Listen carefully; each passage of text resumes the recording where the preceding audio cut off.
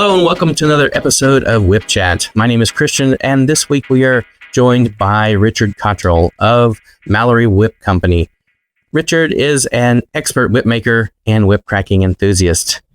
And this year he even obtained the only honorable mention at the LA WhipCon whip making competition. Rich is not only an expert craftsman making whips, but he's a father and he works in the ministry. Thank you, Rich, for joining me. And I look forward to getting to know you over this episode. Yeah, thanks for having me. Yeah, absolutely. I have here up on the screen already, as everyone can see, we've got some beautiful examples of your work, but I want to get to know you and get to see how you approach some of this. But to start off, I really love this quote, and I feel like there's a lot more behind it that might tell us a little bit about you. Can you tell me what it means to you to create a more civilized society, one whip at a time? Absolutely. Well, to quote Obi-Wan, in my own way, I would say that the whip is a weapon for a more civilized society. So I'm a big Star Wars geek, and nice. So of course I'm a bigger Indiana Jones geek, but that's essentially where I got the quote from. It was just kind of, when I was thinking about something that would, help me stand out a little bit, just in terms of kind of a catchphrase, I often reflected back to when Obi-Wan, pointed out that the lightsaber was, a weapon for a more civilized society or more civilized people. So that was kind of it. So creating a more civilized society, one whip at a time. Every customer that gets one becomes civilized. I like it, especially given that occasionally in the news, whips have a bad reputation, or they can, and we've obviously we all try to fight against that and show that it is not just like people in general, we're not the worst examples. It just takes that one apple to ruin the bunch. Yeah, but yeah, I really love that, and thank you for doing your part in showing that side of whip making. I do want to get to know a little bit about how you got into this. You said you're a big Star Wars and Indiana Jones fan. Is that how you got into it? Yeah, I mean, I started like most whip makers kind of get into it some way or another. We're introduced to it. Mm-hmm. For me, it was Indiana Jones. I was probably 10 or 11 years old. When I had seen Temple of Doom. Now, it wasn't the first time that I had seen Temple of Doom, but there was something particular. I'll never forget it. There's something particular about watching that movie that time. I think that was the first time that I paid attention, that I watched what happened. I watched the story unfold. I watched Harrison Ford running around with his whip and Short Round. And I remember that night it was cold and kind of slushy outside here in Ohio, and I had an old brown leather jacket. I went and grabbed it. I had an old black cowboy hat. I went and grabbed it, and my dad was a boater, living here on the lake. My dad was a boater, so I went and found a nylon core, sheath rope, and I just went out and swung around on trees like all that night in the freezing rain, cold. Yeah, it was, and I had such a blast. I'll never forget that, and I'll never forget when I came back inside. My mom had the vacuum cleaner poached up somewhere, and I'll never forget. I hung my coat on the vacuum cleaner. I put the hat on. I had my little belt with the rope whip, and that's where it started. And from there, it just kind of took off. I was definitely Indy. I had pictures of me dressed up as Indy. My older brother and sister called me Indiana Jones, and I developed better designs for my rope whips. That I would steal rope lines from my dad's boat. Of course, I'd always get in trouble for doing that. And I got to the point where I started actually removing like the core. Yeah. And I'd take an old gutter spike and I'd put it inside and tie a knot on either end. And that was my whip. I swing on many a trees with that. I bet so. That probably works better than most whips do for swinging on trees. Yeah, absolutely. And then I think from there, it really took off because it was at that point that almost any film at that point that had a protagonist or a character that had a whip. I mean, Catwoman, Zorro, Dusk Till Dawn, not an appropriate movie for a young kid to watch, but I was watching that movie. That was before Jesus too, so we can call that. But okay. If it had a whip in it, I was watching it, and I mean, I played that VHS tape to whatever movie that was until it quit playing. Right. I remember going. Age. Yeah. I remember going down to the library and renting David Morgan's books like Whips of the World or the different nice. whips. Yeah. Even some of the like whip making books, but I had no clue. I desperately like wanted to, but I was 10, 11, 12 years old at that time. Yeah. It just wasn't going to happen. And but yeah, that was it. It started there. So when did you actually get your first thing that you would call a real whip? Well, it actually wasn't too much longer after that. I kind of begged my mom and dad if I could get a whip, and they bought me one of those, $50 cowhide whips that were sold in like a Western magazine, Right. Yeah, with the swivel, the swivel handle. And you got one? Right here. Yep. Yeah, pretty much like that. Yep. You're behind this one, but yeah. So yeah, I had that. I got a 10-footer. I swung on many a trees with that. Nice. Lost it in the lake at some point in time. Oh, we can't talk about that. That's a sad day. That's a sad day. I'm sorry. But that was when I had my first, bull whip. And I didn't get another one until probably when I was 21 or 22. That was when I first heard about nylon. I had no clue that nylon whips were even a thing up until that point. And it was Northeast whips. Okay. I'm not familiar with them. So for starters, I have to say that I owe Adam Winwich and Nick Schrader everything, because throughout that whole time in my life, every so often videos of either Adam or Nick would pop up on my YouTube feed. And that's kind of always what kept the little flame there. You know what I mean? Even years later. So that's where I was introduced into nylon. So I purchased a nylon whip from Northeast Whips, beat the tar out of that. The fall fell apart. Tried to do that on my own and completely botched the whip, and didn't have another whip for years after that, until 5-6 years ago when I started whip making. Wow. So what got you back into it recently? I see that you've gone through a lot of different things, but yeah, same thing. It was Nick and Adam, seeing more of their videos popping up on my YouTube feed. I'd watch videos of Nick, and I started getting a hankering to get another bullwhip. And I was like, I said, yeah, I really want to get one. And I was going to order one from Nick Schrader. I even contacted him, was talking about what we would get. And then I just, in the process of it, I don't know what, I just stopped and I said, nope, I've wanted to do this my whole life. I've wanted to learn how to make whips. Nick does an amazing job with videos. He's very thorough with his tutorials and everything that he does. I was at a place, I think financially, just had my life together, wasn't an irresponsible, young 20-year-old anymore. I had the ability to start buying the tools and buy everything. So that's what I did. I made the decision. I bought my first roll of nylon paracord, bought the few tools that I needed. So let's see, did you jump into leather, or you went straight to nylon to start with? Yeah, I went straight to nylon. I intended Nick, so I guess so. Yeah, I intended on leather from the get-up, though. Like, that was it. I a lot of it when I was younger, I was alive. I've been alive through the period of there not being any internet, and through the period of when there was internet. Of course, right. Yeah.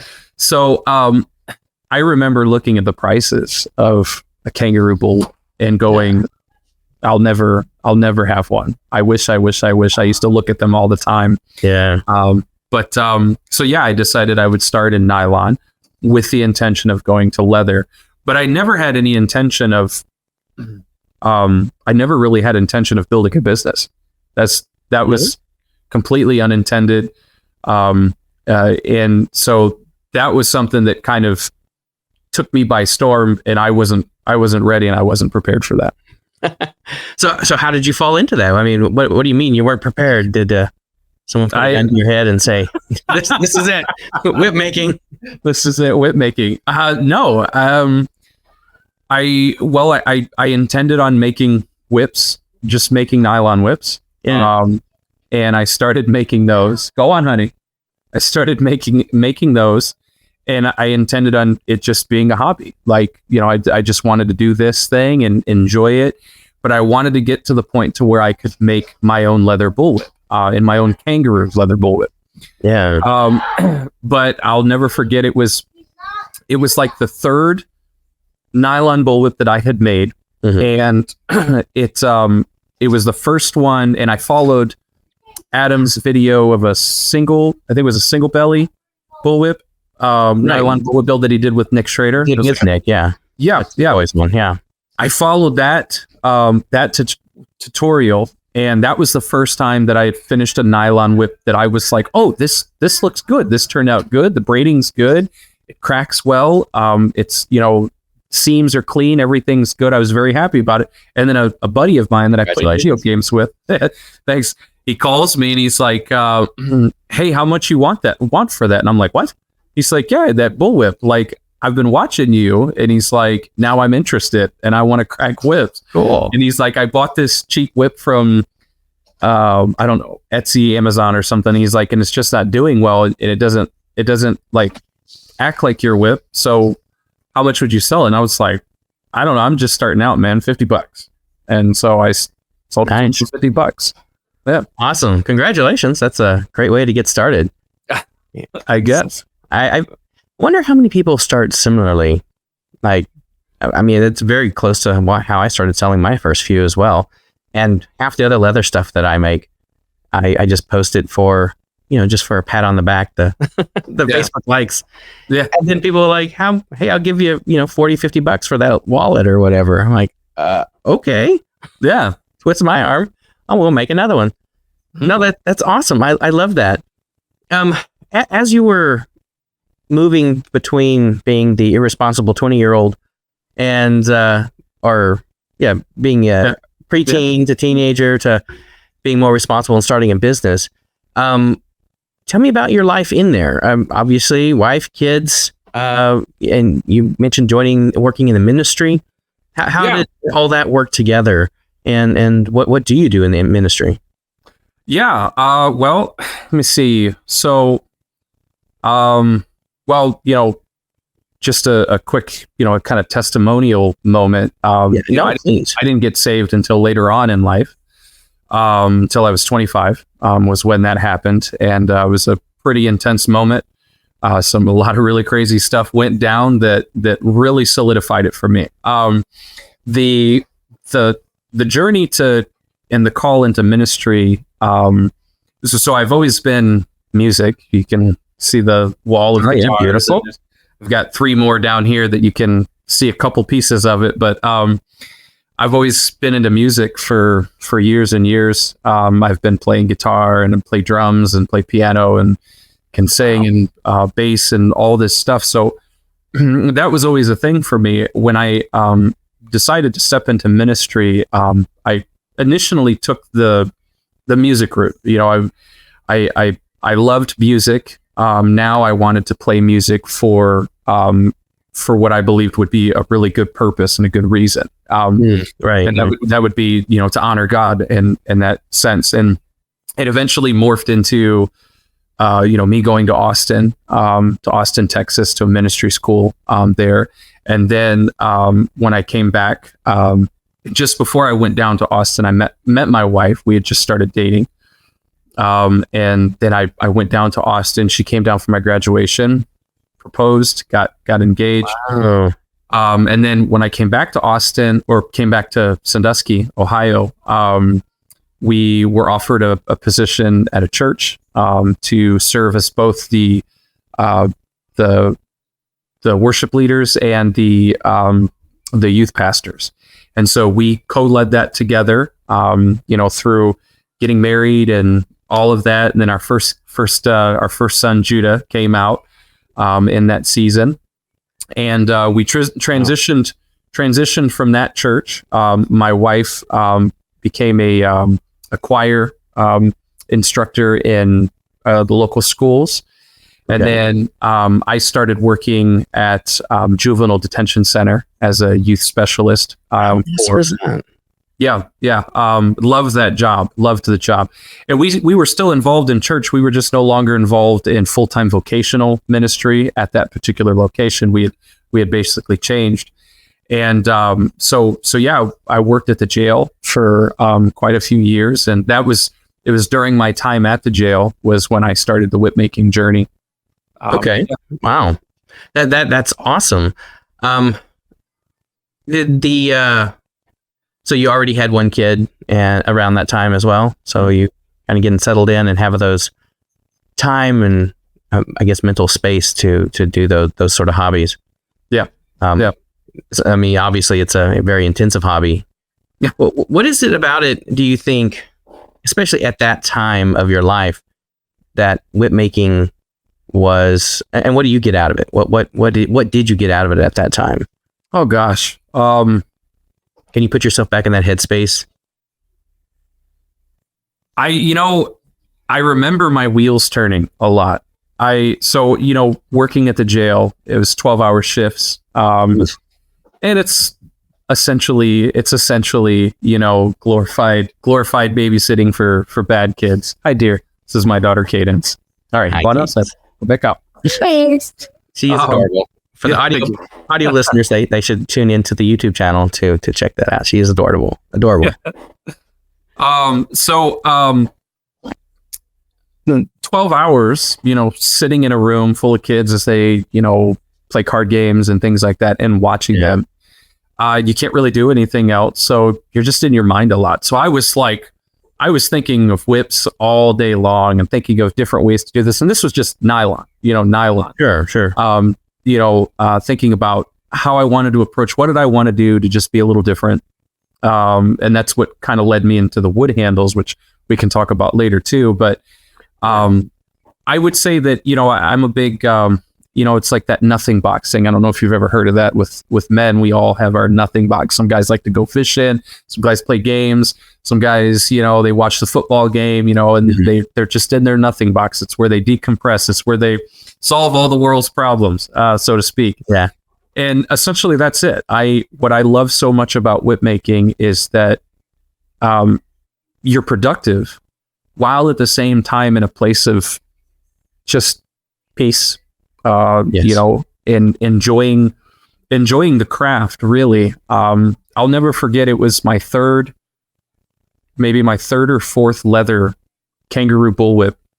And it was the same aha moment that I had with that third or fourth nylon bullwhip, where things were I was beginning to see things get cleaner myself. And I still have a long ways to go. And it wasn't that I was arriving anywhere at that point, but it was like I was starting to see something, and I felt so overwhelmed for a moment. And I remember I actually messaged Adam, and I was like, dude, I just got to thank you, because I look at this and I look at what's beginning to happen. Mm-hmm. And I'm just excited for, the fact that I'm even able to do this, and enjoy this new thing and take pride in it, really, is really what it comes down to. That's awesome. I can really relate to just multiple places in there in your statement, your nothing box and needing to be productive as well. I mean, both of those are just like, I can relate a lot. I have a hard time personally with having what I told my wife today. I have a hard time doing just consumerism. I need to be able to, as my outlet, I need to show productivity also for me to feel like I've successfully decompressed. But yeah, it's so you mentioned wood handles also. And is there any part of that I mean, that sounds like a whole different niche of hobby / talent, to work with woodworking as well. So is that something that you were working on all along as well with whip making and all? Like, how does that work into? It was one of those like I said, sitting at my job for 12 hours, just gears are turning. I just something about wood when it comes to just even the idea of a handle, right?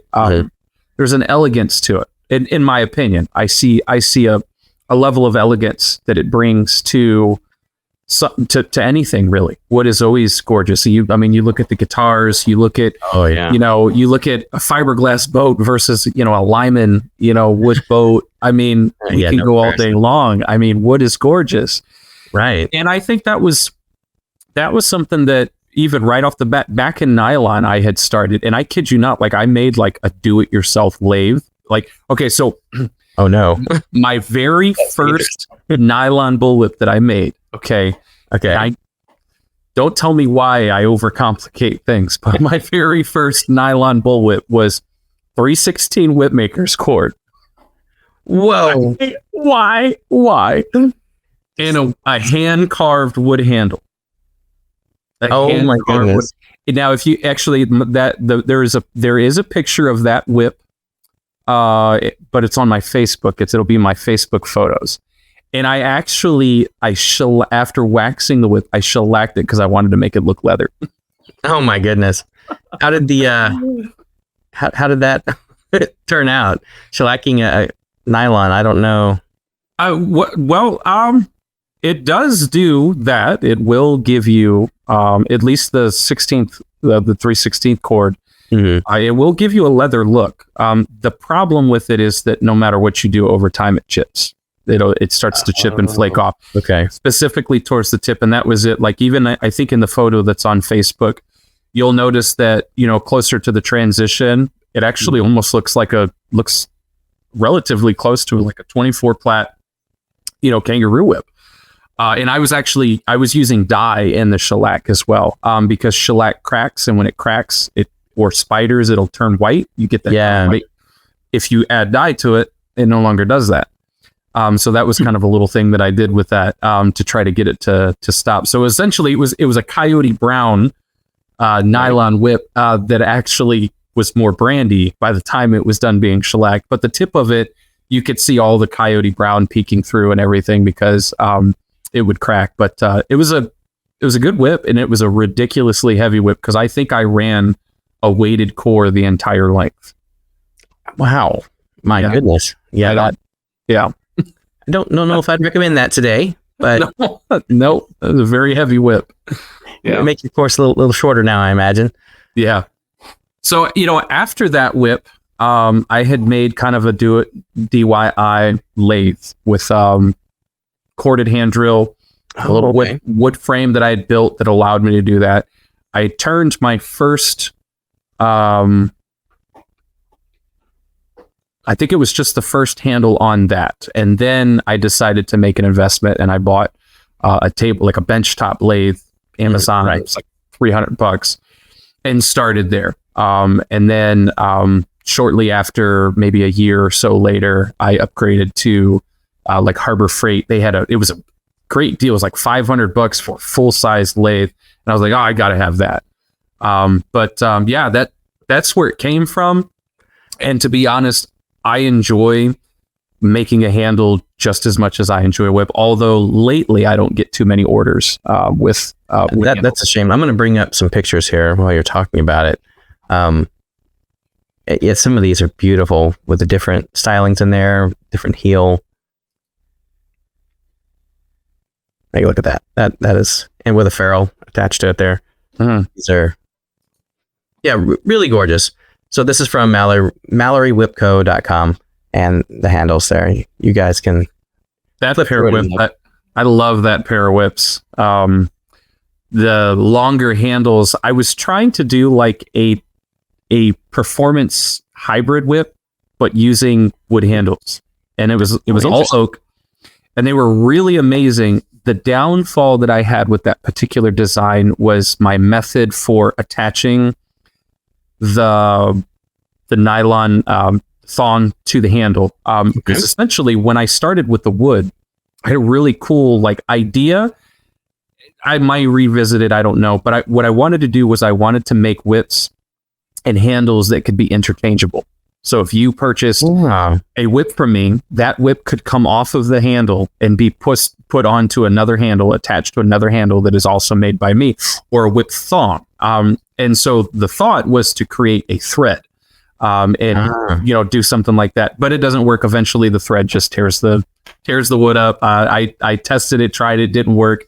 I still think it would be cool if I could ever figure out a way to make that happen. But so essentially, I was using quarter inch, like 5-inch long, quarter-inch lag screws, and I would cut the head off. Okay. And I would braid the nylon, the different layers, the different bellies, and everything right onto that lag screw, and then I would screw it into the handle.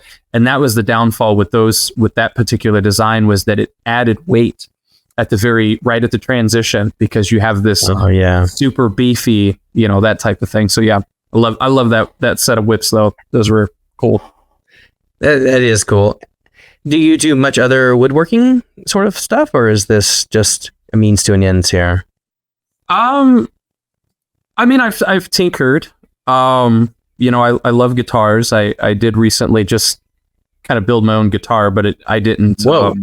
I didn't actually like cut anything though. I just kind of built the like from a kit. But I did do the finish. Like, I really like finish work. I would say I like taking the wood and making it pretty. But I mean, a couple of little small projects and things like that, but nothing really big. I'd like to get into more lathing, more lathe work, wood turning, maybe some bowls or something like that. But just don't have the time right now.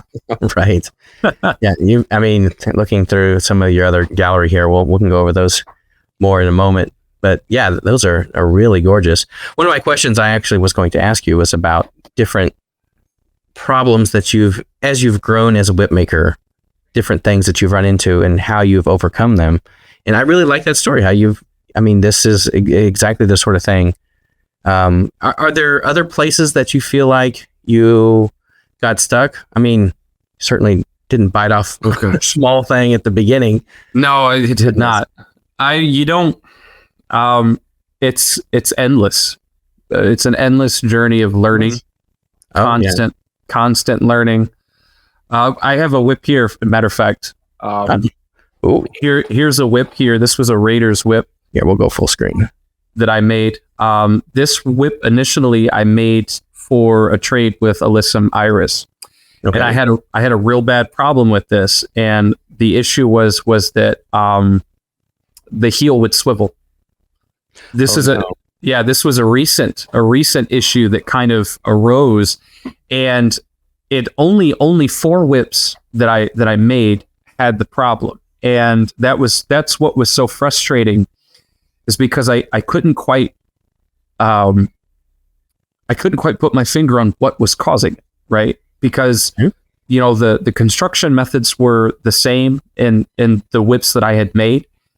So it didn't make any sense to me on why all of a sudden one would have it, but another one wouldn't. So essentially, I kind of took it as, from here on out, I am binding the bejesus. So what you see here is what I do throughout the entire length of the handle, no matter what, from here on out, because I'm not having that problem ever again. So where was it twisting? Was the entire thing twisting around the core, or just the heel knot around the foundation? Nope. So essentially, here's what I believe happened. I don't think that I got enough. I don't think that I did a good enough job binding on the handle. The problem with this particular issue is that it doesn't show itself until after you apply the heel knot. Because when you apply the heel knot, I drive tack nails into my lead foundation or leather, whatever I'm using. I drive tack nails in. So the tack nails are a stronger fixed position than what the binding is. So now what happens is when you grab a hold of the heel knot, everything from here down kind of moved a little bit. And that was what the issue was. So luckily I was talking to Casey Tyler, a great friend and mentor of mine, over the matter, and he suggested that I take the heel off, soak the handle in hot water, and then kind of milk it downward and pull out. No. And then once I did that, then I took some sinew and I fixed it to a hook, and then took it with a dowel in my hand, and I wrapped and I pulled against the hook. And so the hook here, imagine the microphone being the hook, that's pulling against one way, and I'm wrapping and pulling this way. And now I can say there isn't any swivel in that whatsoever. And that was just over the base of the overlay there that you were doing tight binding. Yep. Okay. Yep. So it's, there's always small little issues that arise from time to time with little things. And sometimes, the hardest part is trying to figure out what's causing the problem. And then the next big thing is like, okay, now how do I correct the problem? Right. And it's endless. If it's not one thing, it's another thing, Oh my goodness. What percentage do you say that you do nylon versus rue now? I'm no longer accepting nylon whip orders. Okay. So you're all into rue. Nice. Yeah. I still have a couple left over that I got to get done. I've got like four more nylon whip orders, and I'm done with nylon. I might revisit it, when things slow down for me and I have time maybe to build some in-stock stuff, because I think that was the thing. It was that was when I made the decision that it was time for me to stop taking nylon orders. Was when I kind of felt a little like, I've got another nylon order to do, and I wasn't like, I've got another nylon order to do. Right. That was my attitude with leather, was not the attitude with nylon. And that was when I thought, that's not what the customer deserves. So it was time to say, okay, it's time for me to move past that now. And, like I said, maybe in the future, I'll do some in-stock stuff when I have time. Do you feel like that, I don't know if the word is troubleshooting or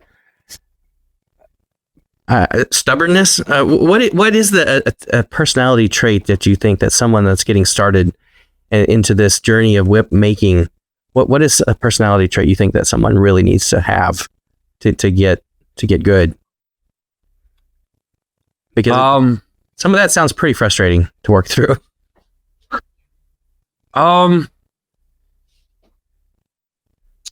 I mean, honestly, I can't really say. I guess it would just be motivation or drive, really. Like, do you really want to do this? And if you do, go for it, and don't let anything stop you. Sure. The biggest hurdle for me getting started with Kangaroo is the biggest hurdle for every single leather whip maker who gets started, and that's that they don't want to destroy expensive material. You don't want to mess. You're like, oh, I don't want to mess up. I don't want to mess up. I don't want to mess up. And let's just get over with it. You're gonna mess up.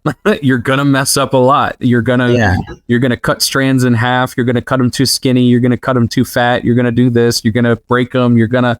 It's just gonna happen. And so I would say that the biggest thing is just a desire to really want to do it, and then from there, go for it. Wow. Yeah, that's very well said. Yeah.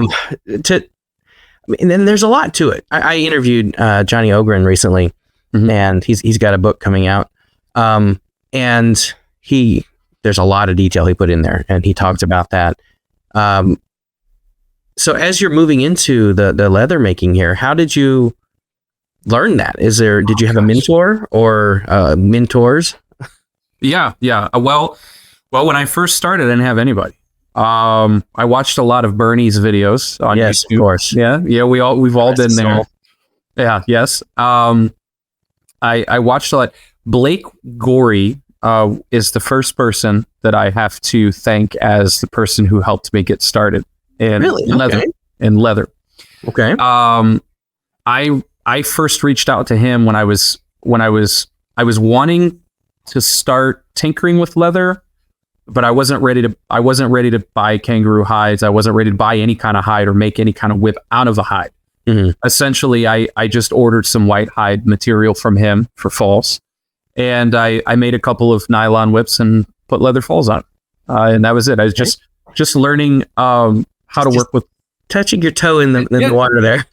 Not touch, just and it was terrible. I ruined like almost all of that white hide. Not really, but Constitution, man, I guess. Right.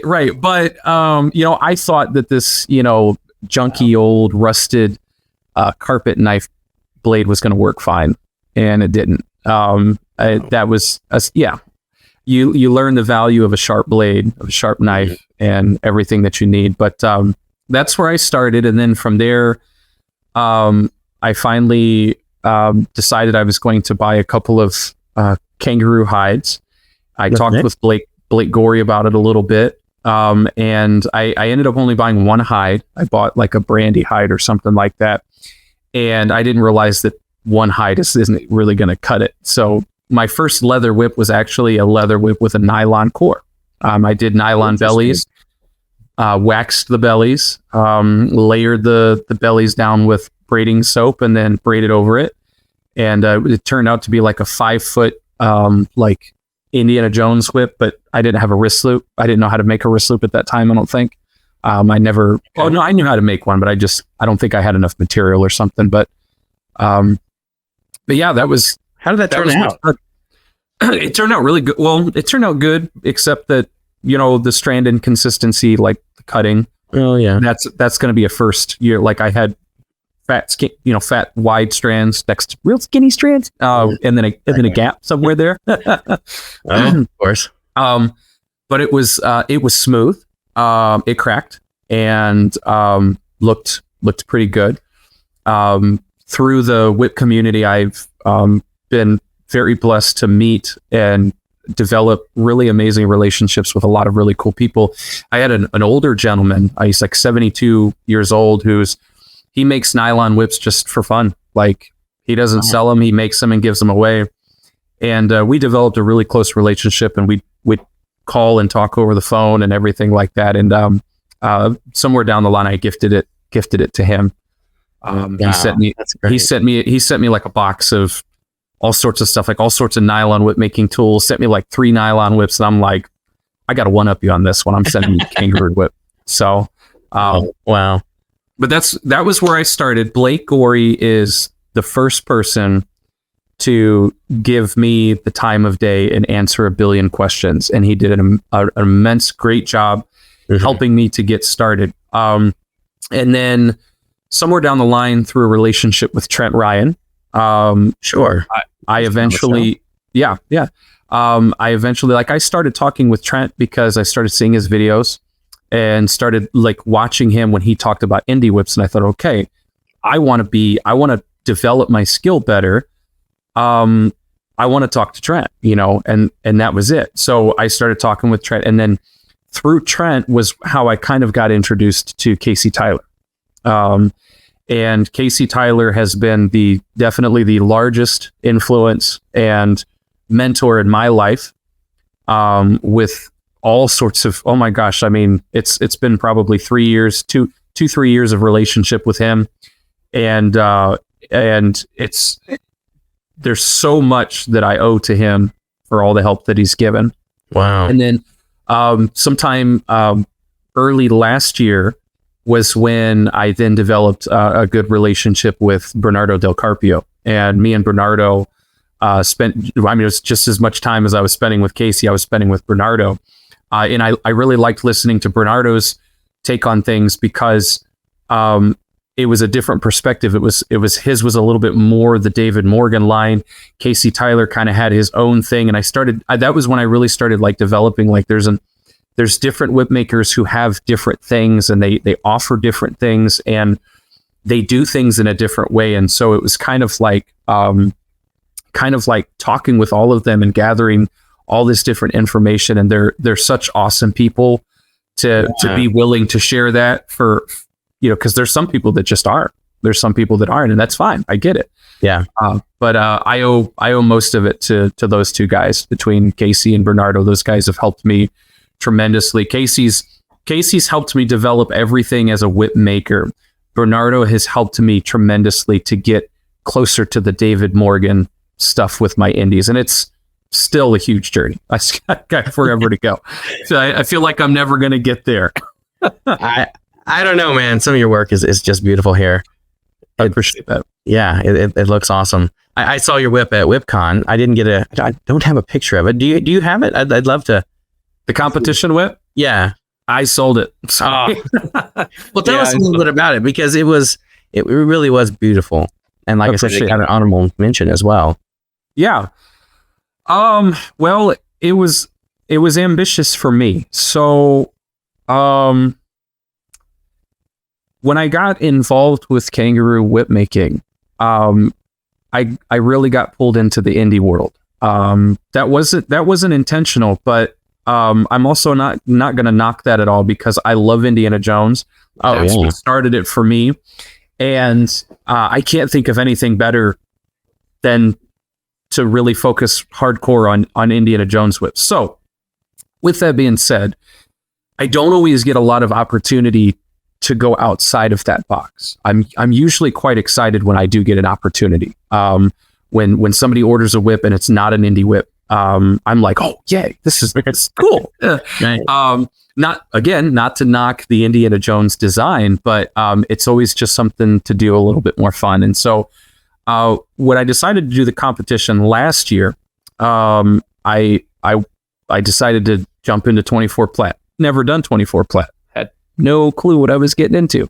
That was rough. It was a rough one. It was a rough whip. I personally don't think I deserved third place, even though I won third place. I don't think that whip was worthy of that, to be honest. There was a lot of mistakes, a lot of issues. Congratulations. So yeah. Oh, well, thank you. So yeah, moving into this one, this time around, I thought, okay, I've done 24 plat. I can do this now. So I wanted to do a 24 plat whip with chrome split and internal. So chrome split belly, chrome split bolsters. Okay.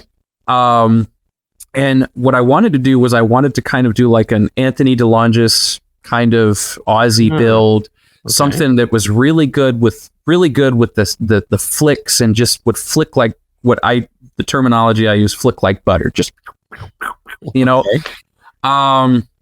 And so I went up on faceplat, cooked up a design for the handle, and I knew that I wanted to do. I was heavily inspired by Chris Barr, a whip that Chris Barr had made for Adam Winrich, and it was a rawhide. It was rawhide and brandy. Yeah, it was rawhide and brandy, and I really liked that. And I was like, I like the theme, the contrast of the dark with the white in the handle. But I was not going to touch rawhide right now. I'm not ready for that yet. So yeah, I made the whip, and the whip turned out really good, but there were some flaws. The transition was really loose. It was a 7-foot bullwhip, and I had like artificially weighted the core. And essentially what happened was, it was a 7-foot bullwhip that behaved like a 10-foot bullwhip. It was a one and doneer. You were not going to connect cracks. She cracked really good, and wherever you put it is where she went. But that was it. It was one and done. Wow. Okay. So I wasn't happy with that. So I started over, and that was where the competition whip came in that I made and submitted. So the first one was brandy and white. The second one was whiskey and white. And that one turned out way better. I heavily reduced the amount of inner weight. I wanted to keep a slim profile on the whip. I didn't want it to be too thick, so I did 2 belly, no bolsters. I did 2 belly design, a weighted core. And then I heavily reinforced the transition area. And now that whip turned out a lot better, cracked a lot better, flowed a lot better, felt a lot better. And everything through and through. And then with the first competition whip, the swivel handle, that's what happened with that one. Yeah. So that was another, I was like, you know what, if I send this there, if I bring this, it's not going to happen. So there were a lot of issues that I needed to correct. Well, I went back and I corrected all those issues. I unbraided the whole whip, fixed the transition, rebraided it, put a new heel knot on, so forth and so on. And recently had just sold that one for discount too, because of the flaws that it did have. But yeah, that's what. Were you getting feedback from like Casey Tyler or Bernardo, while you were doing this, like asking either one of them about these sort of things? Are they still, how shall we say, coaching you? Oh, yes. Every single whip that I finish, I send to them. I send pictures. Okay. And I send it to them, to honor them. To me, it's a place of honoring because they've taken the time to pour into me. They've taken the time to help me through these things. I want them to see where their efforts are going. They're sharing certain things with me, but I have to do the work. I do understand that. I'm not downplaying that, I'm doing the work, but I always send it to them, but I also send it to them because in which, whenever we get to a place where we talk about, advice, one of my biggest pieces of advice for any whipmaker, whether you're just getting started or you've been doing it for a long time, one of the best things that you could have is somebody who has a keen eye, who's been doing it for longer than you, who you've developed a relationship with, you have trust with each other, and you know that they're looking out for you, and you let them critique your work every second of it, like every moment. Those are all very different and distinct points for sure. Yeah. I joke with Casey all the time. I tell him all the time, I'm like, dude, sometimes I don't want to send you pictures of my whips because then you're like, oh, what happened here? What happened there? What's up with this? And I'm like, we're talking about this. Yeah. Well, yeah. He says that you didn't listen to what I told you. And I'm like, yeah, but I need that. I think, people need that when you're developing. It's good to have something like that. And I think that's one of the best things that can really help any craftsman is somebody that can help because when you're new, like I'm a new guy, I'm 100% new kid on the block. Your eye is just, you're not going to pick up on those things. You're not going to see them. You're not going to see the defects. You're not going to see the issues. And where you might stop and go, this is a great whip. Somebody who's been doing it for 20 or 30 years can look at it and go, hey, there's a couple of things that you really need to work on that's gonna hold you back. So, exactly. And finding someone that can give you that feedback, I think, is really critical and building a relationship. Is there maybe this kind of has answered itself, but is there a particular whip maker that you respect, that you would like to have one of their whips or learn from, contact that you haven't? Like, what are other whip makers you want to learn from or like? Well, so, I should make mention as well that Johnny Ogren has helped me through some things. There's been some questions that I've taken to Johnny. Johnny's helped me a lot. He's such Adam. Yeah, he really is. Adam Winrich, same thing. There's been questions and thoughts that I bring to Adam as well. Sure, I'd love to sit down with Joe Strain. Yeah. We'd all love to do that. It was really cool at the LA WhipCon to be able to connect with Paul Nolan. I know that Paul, Bernardo, and Casey are all connected. I know that at some point in time they all worked together. Back when Paul was still in Ohio, I know that Bernardo lived here in the States and worked with him in his shop. I know that Casey also worked with them. So that was really cool to have, these two people who were already kind of really closely connected with Paul. And so when it was really cool that when me and Paul first met at the WhipCon, it was just like right off the bat, man. We were going and going and going, and it was so awesome. It wasn't forced. It wasn't anything. I didn't have to ask him questions. Like, he was just boom, and he's talking to me about Bernardo, telling me stories, talking about Casey, telling stories, and talking about whips, and it was awesome. It was really good. That's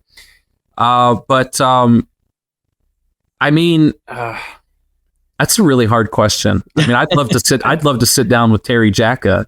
Oh, that would be a good one. Yeah. Talk to him about his whips, and I'd love to own one of Johnny's whips. When I can afford to buy one, I'd love to own one. And there's There's a lot of people. I'm going to be honest and tell you there isn't one person that I can put my finger on and say, this is the person that I want to know this person more and more and more, and I have to own more of their whips. It's all of them. They're all fantastic people. They're all fantastic makers. They know what they're doing. They all each have their own unique approach, their own unique style. Right. And that's what I love about it. Like it's like music, man. You ask me who my favorite guitar player is, I can't answer that question. They're all good. They're all my favorite. They're all your favorite. Yeah. I love that. Do you own many whips from other makers that you get to try out? I can't reference. I don't keep them. I don't know why. I wish I could answer that question, but I really don't keep them. I've owned quite a few that come through. I think the reality, and I hardly own any of my own whips. I own a whip from Alyssum Iris. Let me grab some whips. Yeah. Oh yeah, look at this. But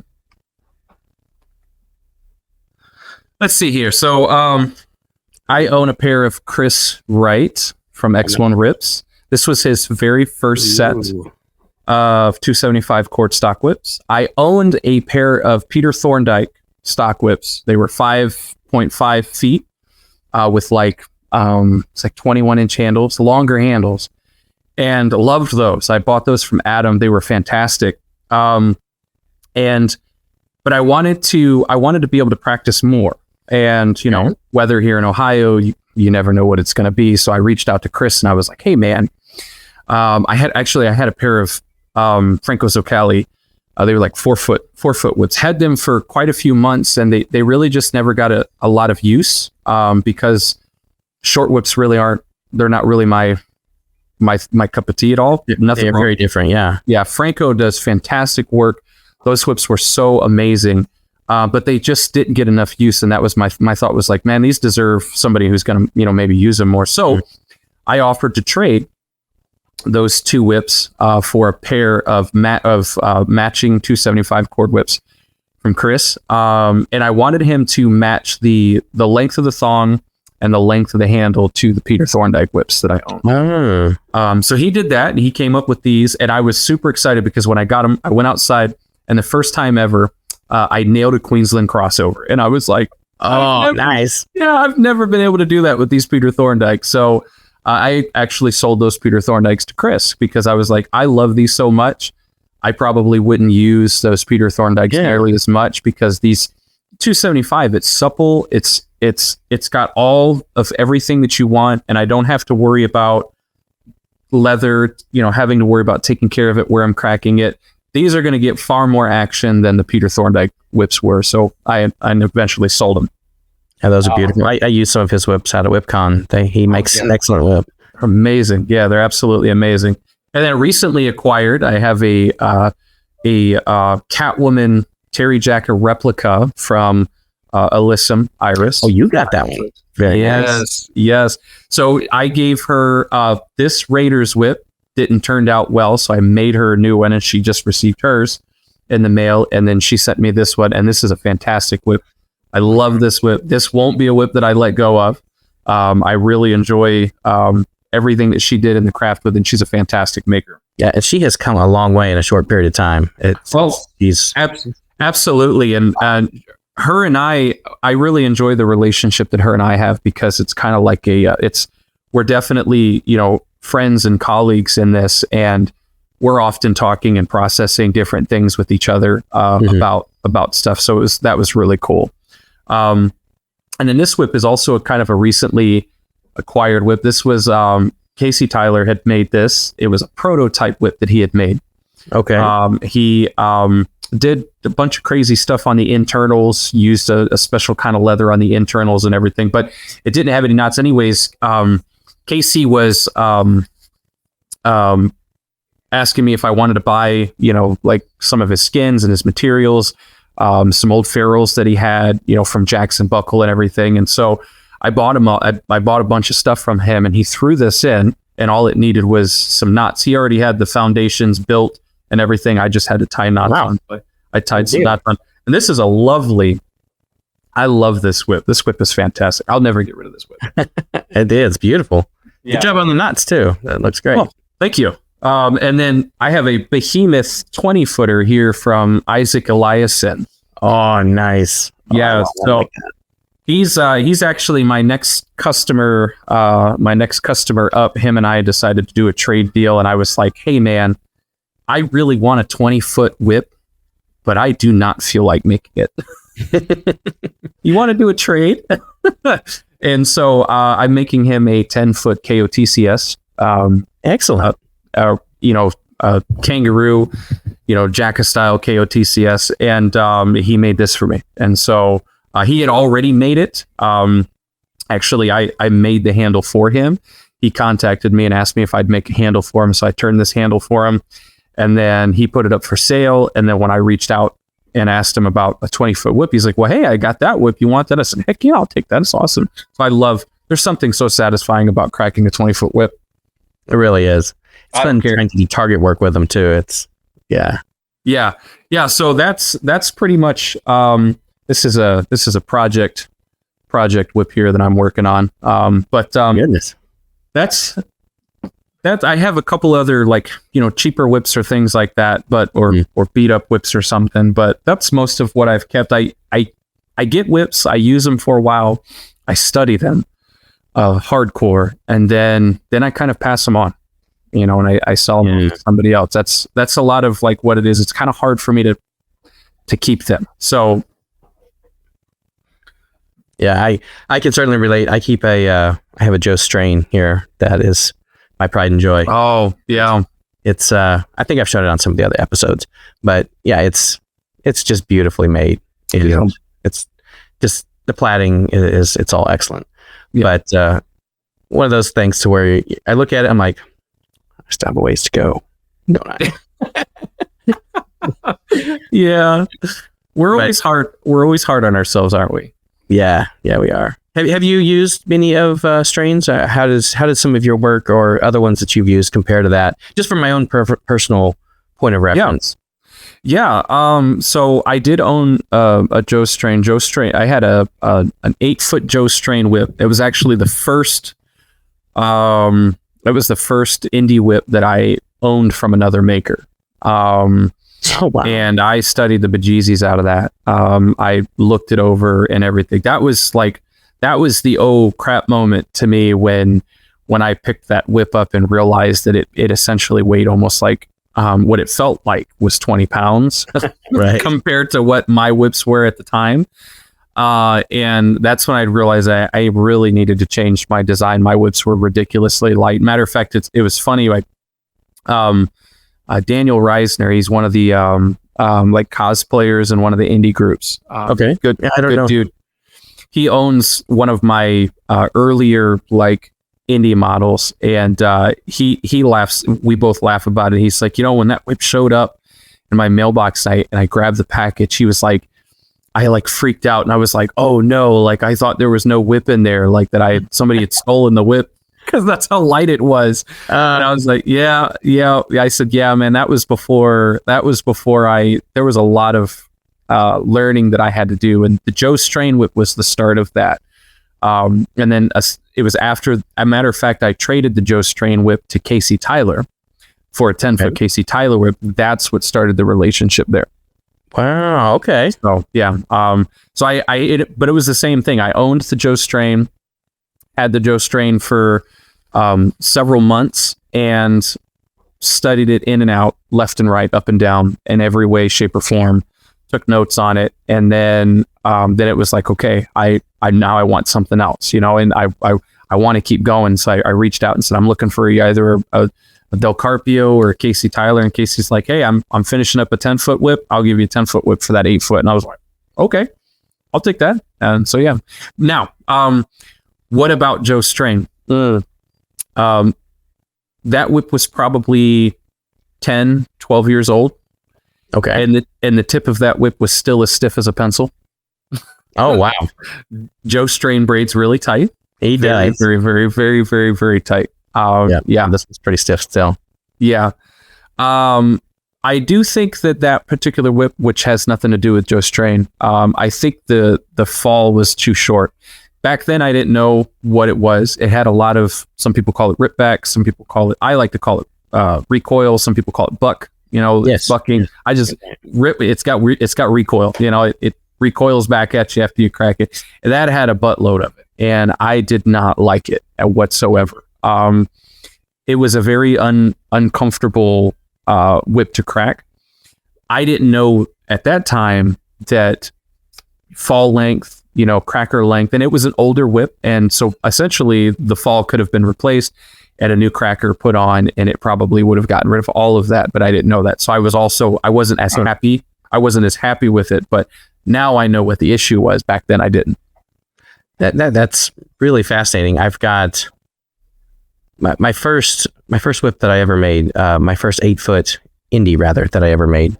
It has way too much of that sort of recoil, and I've just left it as this is just a learning experience. I should move on, and I have no idea why. So I'm gonna play with that. Play with the fall length. Yeah, longer, shorter. I mean, what would you recommend if it's got feels like it bounces at the end? So I'm the oddball out when it comes to fall length. I like my falls to be like 40, 42 inches long if I can get it there. I really, as long as it can be, I like it that way. But that doesn't necessarily answer the question. I find that the recoil, the buck, is essentially just the context that the whip hasn't expelled all of the energy. Right. There's still energy in the whip after the crack. And that's why it jiggles and shakes and does all the things that it does. I do find that a longer fall can definitely help assist in that. Alyssa and I, we've been discussing a lot because she has a Terry Jack, a Catwoman whip, and I think Adam had replaced the fall or something on it, and he also put a cracker. And this cracker is like a 1.5 feet long. It's a huge cracker, and it's tapered, but it's tapered in rigidity. So the twist is real tight, and then there's a knot, and then it loosens up a little bit, and then there's a knot, and then it gets really loose, and then there's a knot. And that's, a matter of fact, she's got it right here on this whip. Hang on. I've never heard of this. Oh, yeah. Well, when I tried that, I was like, oh, that's such a great idea, because you could really tweak the design on a whip. So this is the cracker. Okay, hang on. I'm going to go full screen so I can see it better.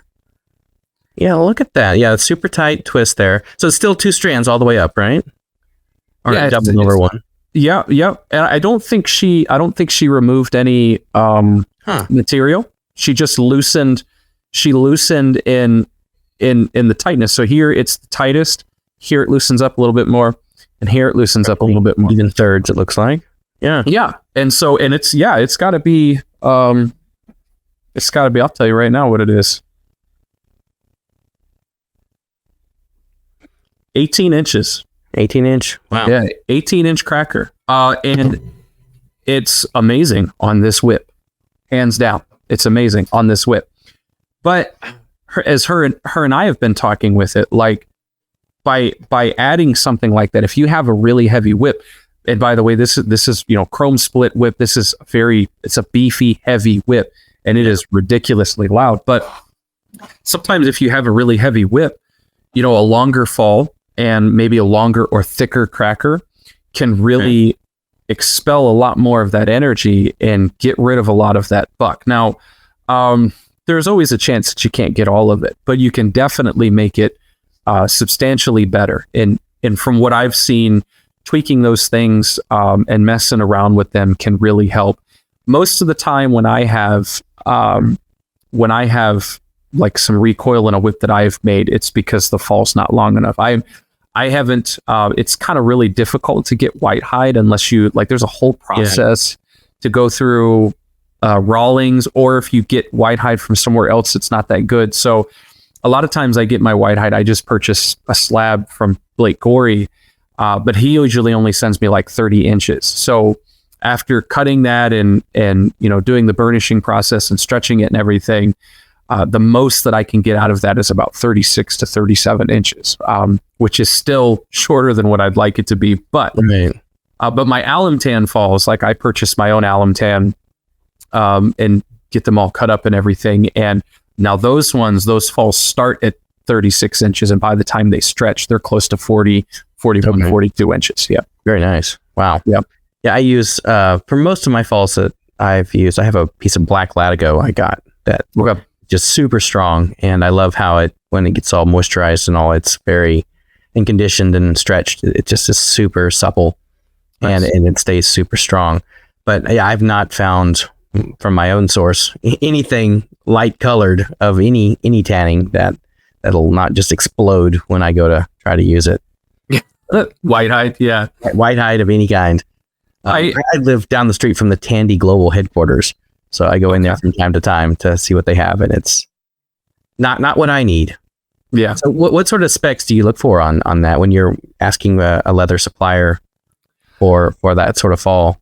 Well, honestly, I, like you, prefer the black latigo. I prefer the alum tan latigo. Some people call it Indian tan. It's burgundy on either side, and then and then it's bright yellow. Mm-hmm. I see a lot of belts made out of similar material. Yeah, I don't have any. I don't have any whips that have it. And I have never had that snap. I've never had it break. I've never had a cracker fly off. Wow. I've never had anything. It is, in my opinion, and Blake Gorey was the one that turned me on to it. It is, in my opinion, the strongest and the toughest. But it's also very expensive. It's like $300 for a side.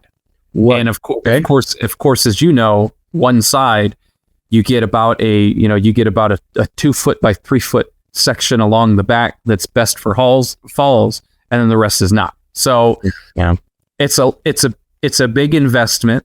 But it's, in my opinion, the best. If I had it my way, every whip that I made would only have that. The indie whips would only have that. Every single whip that came out that was made would only have that, because it's so packed. Like when you can feel it. As soon as you get the hide in your hands, you can feel the oils, you can feel the wax. So you're talking about, when you talk about like really saturating your black latigo, right? That feeling, this stuff is like that as soon as it ships. And that would save a lot of effort too. yeah, it's packed full of it. Very heavy, very thick. Well, you can get it thin. You can get like, I think it's like 4 to 6 ounce, and then you can get like 9 to 10 ounce. Okay. So that's what I prefer. Now, outside of that, a lot of indie guys, they really want the white hide fall. So sure. That's the look. Yeah, I did have an email conversation with Joe Strain about where he gets his from. He made mention that he gets his from Tennessee Rowling. And it just seems like it's a process to get in. I think somewhere down the line, I'm going to have to do it. I just haven't. Right now, I've been fine with just purchasing some material from Blake. I did think about maybe, because the person that I order most of all my kangaroo hides from, Richard Tubman. Yes. I did think about asking him if he has white hide or can get white hide, and giving it a shot, because I did order some red hide from him on my last shipment, and he sells like red hide. It's like an 8 foot strip by like 2 inches. It's like $50. 8 foot by 2 inches, and you can cut. How many falls did I get out of that? I got like maybe 13, 14, 15 falls, thick red hide. So I haven't actually had a chance to try those out yet, because I haven't had a whip that's come up that's needed one. So, but I look for, does it feel like it's packed full of greases and oils and fats and all that? Is it stiff? Okay. You know what I mean? Right. I had a customer gift me with a section of white hide that they had gotten from a company. I don't want to say the company because I don't want to make it seem like I'm throwing shade at the company, but they had got it from a well-known company. And when I had got it, I was like, oh, this stuff is awful. Like you could tell it was the neck. It was not along the back. Yeah, you could tell, because you could see all the shapes of, right, where you see the shoulder, where you see the neck and everything cut out. And I'm like, they and the customer had told me that they had sold that to them because they went down there to buy falls, and they were like, oh, why don't you just buy some white hide and you cut your own? And then you turn around and you gave them bad white hide. So I look for stuff that's a little bit stiffer, thicker, feels rugged. If it's not stiff, I feel like it's probably not going to last. Sure. Yeah, I mean, yeah, the piece that I have that ended up being the strong one that I used, the black one, it's super stiff before I can barely roll it up. Yeah, really, that's it right there. If it's difficult for me to roll, I'll probably make a good fall. That's a great tip for our other whip makers that are listening here. Yeah, I love it. Do you have anything that you're trying to like a goal for this year? Like, I mean, as these or for the immediate future that you're like, I want to hit this. I mean, well, I'm definitely the epitome of being my own worst critic. I always want to do better, period. Sure. There's a lot of areas that I know that I need to work on or that I want to work on. Consistency is probably the biggest one right now for me. Not that everything is ridiculously inconsistent, but it's just that, I know for me, like there's a lot of people out there that have whips from me, and there's a lot of them that they don't look anything alike in many different ways, because I've done a lot of experimenting. I've done a lot of like trying different designs, types of designs, different methods of how to build it, should I bevel this way? Should I bevel that way? Braid this way, braid that way, braid from a hook, braid from a vise. I mean, the list goes on and on of different ways. And so as a result, every new thing that you try kind of creates a little bit of a different whip, a different design. Yeah. And so now, like, that was kind of the thing last year. Like last year, it was like, I really want to try a bunch of different new things. I want to try, different methods with doing stuff. This year, after the fact, now it's like, okay, now that I know and understand more, now I want to kind of hone in on the design that or the method or construction method that I like most, and get that consistent so that I can nail it out really good. Yeah, but, I like that. Yeah, but that's, I mean, it's all just about growing. Like I just want to keep getting better, keep being better. I'm getting to that point where I'm starting to see my own issues at times with certain things that I want to work on. And so that's what it is. I can certainly relate to that. And that's, as you make more and more of them and you find, I solved this problem a few whips ago and it broke, the strand broke, and I know how to replace a broken strand now, or it's a little too stiff, or like you talk about, it bucks and you change the fall length. And I guess eventually, I don't want to put words in your mouth, but for myself, at least, the consistency is, I know how to, I've already solved this problem a few times, and I make a whip, and all the problems I've solved are not the first time I've had to solve this particular problem. Right. And I solve it the same way. And eventually that it feels similar. And yeah, I'm not there either. But yeah. When you talk to people like Casey Tyler and Bernardo and even Blake and Johnny, do you feel like they have that sense of consistency? Do you feel like they're working on that? What are they sharing with you on those sort of? Well, I mean, yeah. I mean, well, for starters, they have the experience, they have the time. Yeah. I'm new, man. I'm new. This past like Thanksgiving season of 2023 began my third year in leather whip making. Okay. So they have all of that experience and all of those years, so when I look at their whips, yes, I see consistency. I owned a Blake Corey Pythos whip. That's the snake. Oh, very nice. And that was the first thing that I picked up off from him. I looked at that and was like, there isn't a single strand that is slightly thinner in width than the rest of them. There isn't, I can't even notice where one drop is, like everything is so perfect and consistent. One of the things that sometimes that I get a little irritated with my work, and most of the time a customer wouldn't notice it, but a whipmaker would notice it. And that's that when I've tapered my strands, right? So when I taper my strands, I taper them all at the same place, right? So if I'm stepping down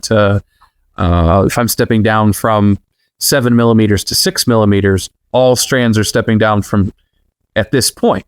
But when you get into the braid, problem is one half is going to transition before the next half.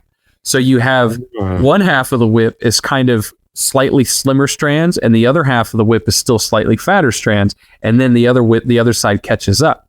In most cases, that's not noticeable. You don't even notice it. But there are occasions when it is, and that bugs me. For instance, however, though, when like looking at Blake's work, it's like there was none of that, and I've seen it with, I mean, strand inconsistency can happen. It really can. I mean, I've seen it on Terry Jacka's work. I've seen it on a lot of makers, where one strand can slightly be a little bit wider than others.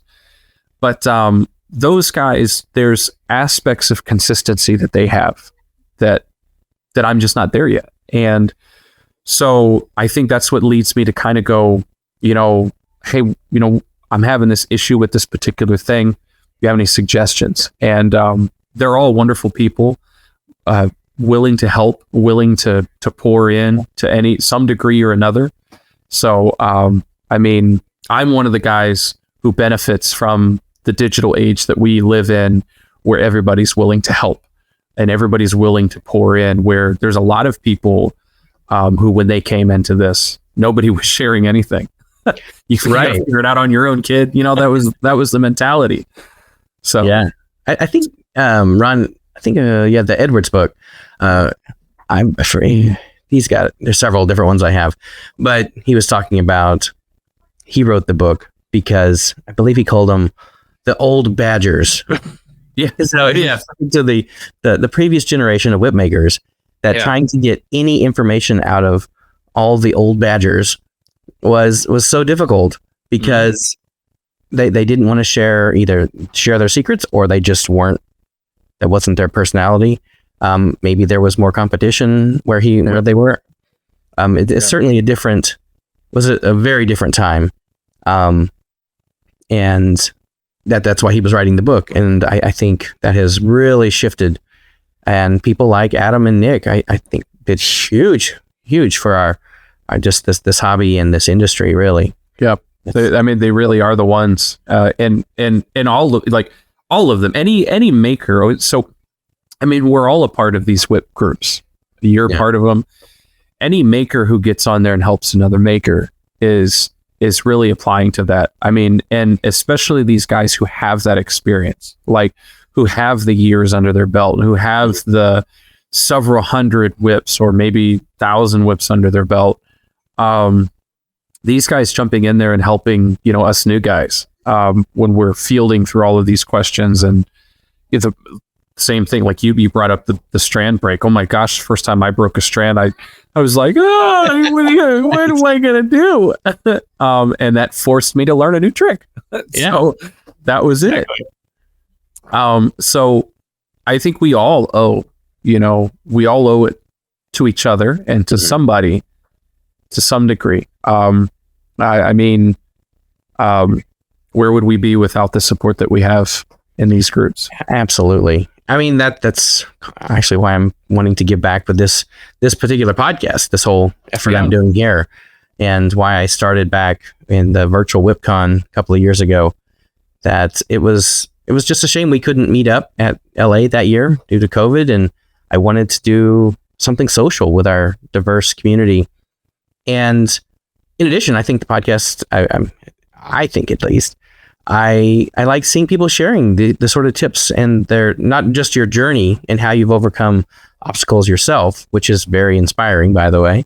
But, specifics on how, you deal with a whip that bucks with a longer fall. Like that is Like that's the sort of thing that's just wonderful. So thank you very much for sharing that.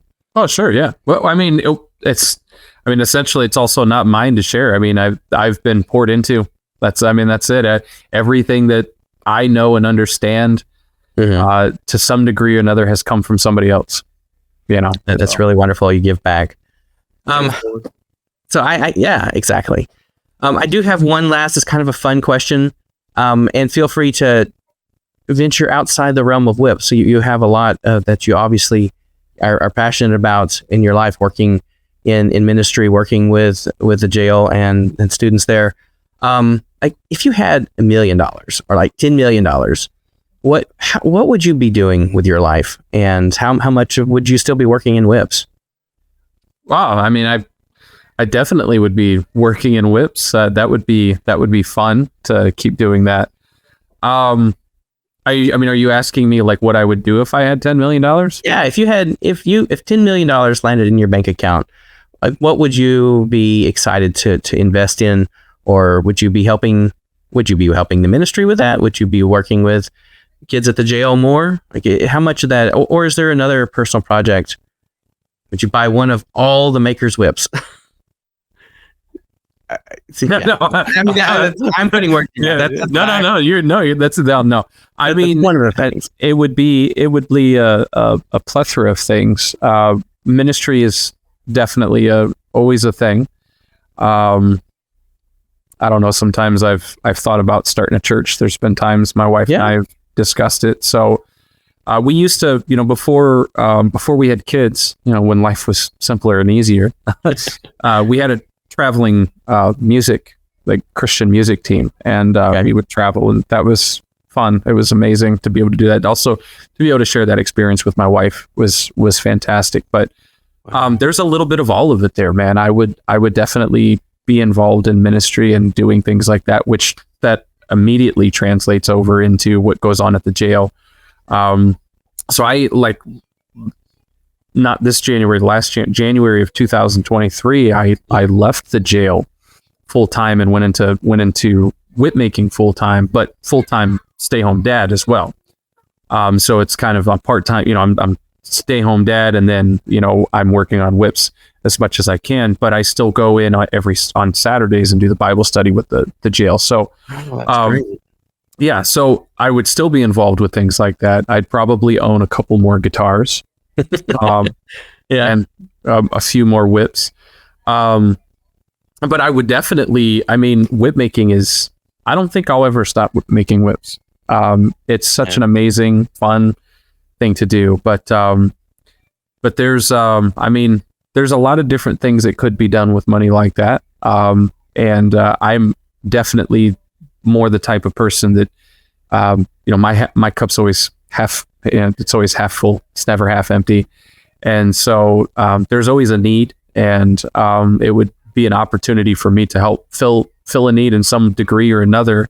But in terms of whip making, I would just buy a lifetime supply of hides from Richard Tubman, and never have to worry about buying hides ever again or something like that. That'd be fantastic. I don't know. I mean, I've thought about it in the past, like, oh, it wouldn't be cool if you could open like a whip shop, but I'm not David Morgan, and I don't know if anybody would come into a whip shop and have to ask this question: do I want people coming into a whip shop? Because there's lots of different kinds of people that are out there, and look at some of the flack that some of our TikToker guys get, guys that love cracking, whips and things like that. So you open up a shop full of whips, people are going to throw stigmas at you and different things. So sure, it'd be cool to do that, but is it worth it? Yeah, good point. Yeah. But whip making would definitely be in that, so yeah. I love that. If people are wanting to order a whip from you after hearing about, not just your pride in being an expert in what you're doing and how far you've come, but even in your wooden handles, and get a beautiful whip from you, whether it's an indie or something that can give you a little more variety in some of the other styles. What's a good way for people to reach out to you and order something?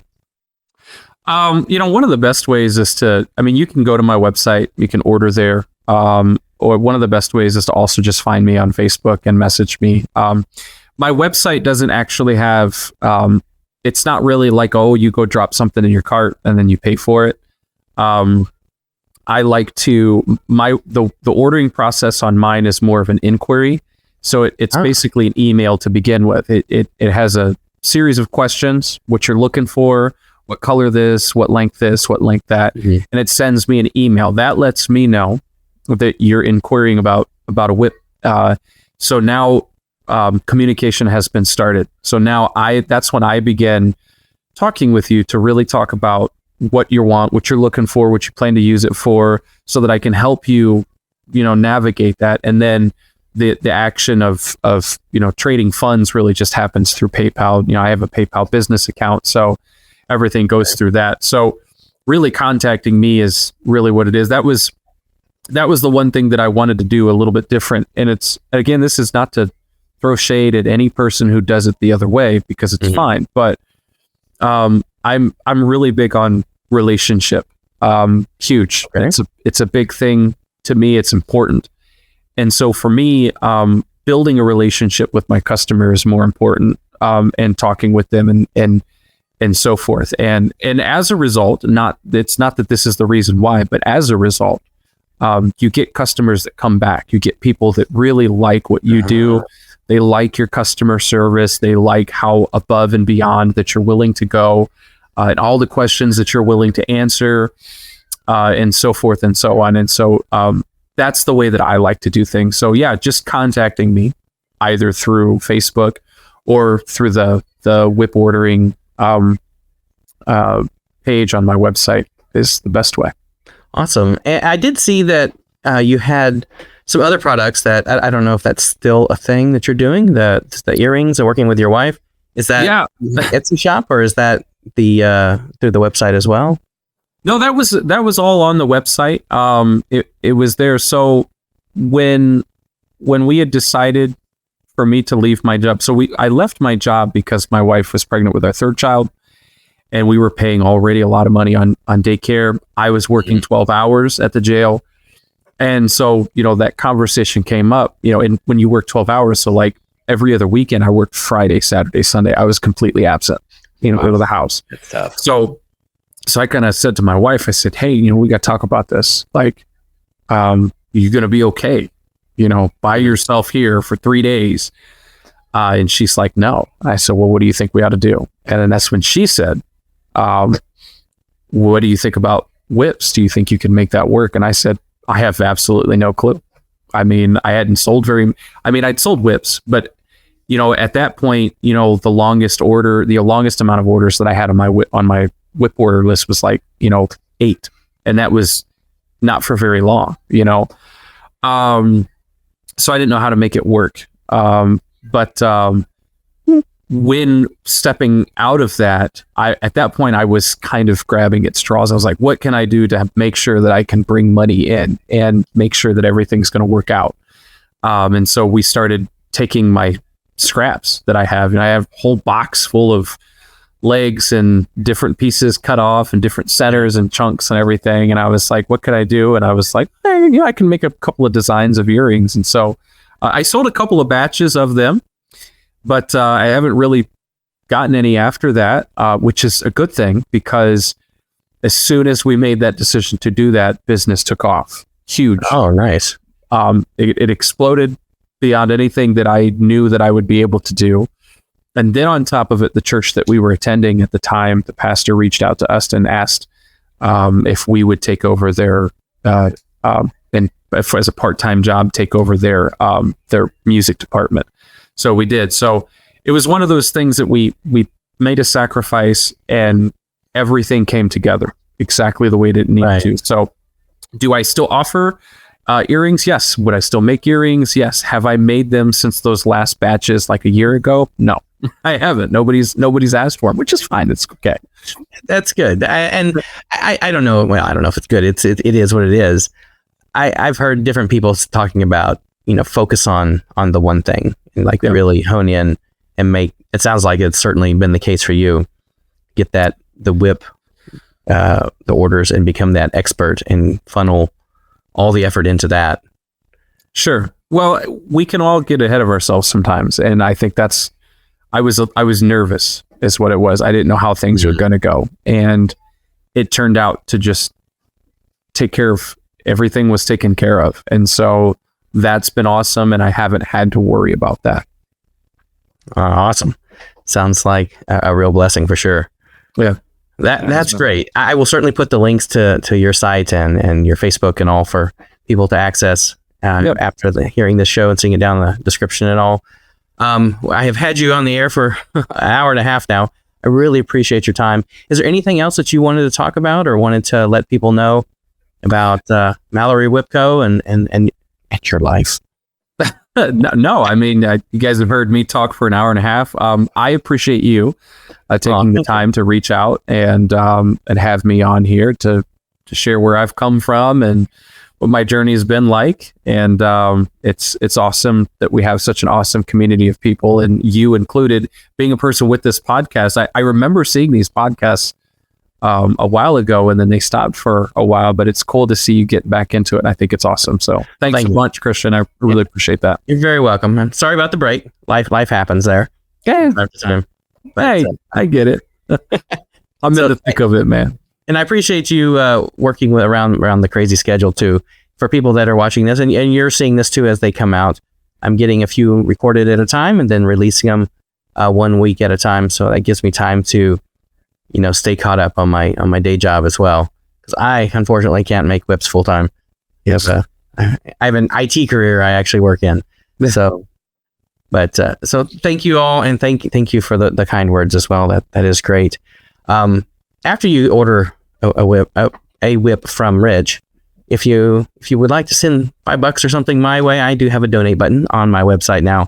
So anybody wants to help support the show and keep it out there, I'd appreciate it. That's at whipchatpodcast.com/donate. But I'll keep doing this regardless. This is a passion project for me. And thank you. And thank you, Rich, for being on the show once again. And as I say at the end of all my shows, keep cracking. Yeah. Have a good night. All right, man. You too. Appreciate you. Thank you again, Rich, for being on the show. And thank you all for listening and being here. Remember to like and subscribe. And as always, if you could, please go to whipchatpodcast.com/donate to help keep the show on the air. And as always, keep on cracking.